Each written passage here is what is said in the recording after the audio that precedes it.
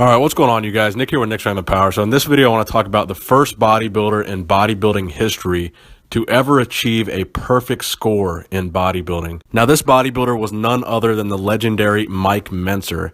So in 1979, Mike Mentzer competed in a competition known as the IFBB Mr. Universe, which was held in Acapulco, Mexico. So at this 1978 Mr. Universe, there was a pretty stacked lineup. You had Giuseppe Wilcox, you had Tom Platz, you had Reed Schindel, you had Carlos Rodriguez, who was the guy with the mustache and the afro. He took second place, actually, and Tom Platz took third at this show. And you also had Andreas Calling. Now, Andreas Calling is the guy that many of you guys might be familiar with because he's still active on social media. He's actually the guy with the very long beard that often posts pictures like dressed up as Santa or looking like a buff Santa Claus. So that's actually Andreas Calling, this blonde guy here next to Tom Platz. Number 69, ironically. So a perfect score in bodybuilding at the time was a score of 300, and Mike Mentzer was the first bodybuilder to ever achieve this score in 1978. So at this time, by definition, Mike Mentzer was the first ever perfect physique. He was a perfect bodybuilder. Every single metric was in line, and he received a perfect score. No other bodybuilder had ever achieved this. Obviously, you had bodybuilders like Arnold Schwarzenegger that came before him. No one, no Mr. Olympia, nobody had ever achieved a perfect score up until that point. So I think this is a very big moment in bodybuilding history because the physique that Mike Mentzer brought, as I said, this is what the IFBB considered to be a perfect physique at the time in the late 70s and early 80s. So ironically, a couple years later, actually 1 year later, in 1979, he would go on to compete in the Mr. Olympia competition. So a lot of people don't know this, but Mike Mentzer actually won the heavyweight division of the 1979 Mr. Olympia. Now, Frank Zane ended up winning the lightweight division and beat out Mike Mentzer in the overall. But many people say that it could have gone either way between Mike and Frank Zane, and some people thought that Mike should have beat Frank Zane at that 1979 Olympia.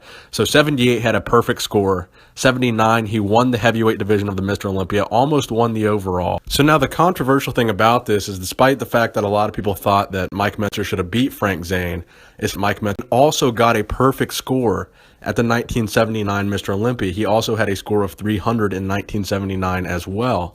So it begs the question, how do you receive a perfect score and still get beaten by another bodybuilder? Frank Zane obviously had won in 77 and 78, so he was the returning defending champion. So a lot of people would argue that they gave Frank Zane the victory because he was the returning champ, and the returning champ always has an edge. So I'm sure after that 1979 Olympia, Mike Mentzer was already a little bit disgruntled with the IFBB and probably very disappointed in that decision, but he did not become outspoken about politics in the IFBB until 1980.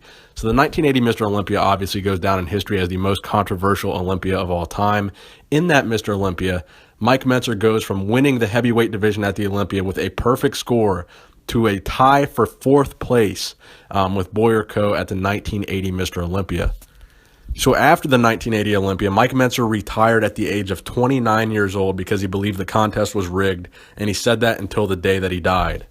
So I think that Mike Mentzer is a little bit underappreciated for how great of a bodybuilder he really was, because not only was he the first ever bodybuilder to get a perfect score, but he was able to duplicate that physique at the Mr. Olympia, win the heavyweight division, arguably should have won the Olympia, and then he gets screwed in 1980 and retires at a very, very young age 29, arguably before, very much before anybody's prime in bodybuilding. Most people hit their prime in their mid-30s.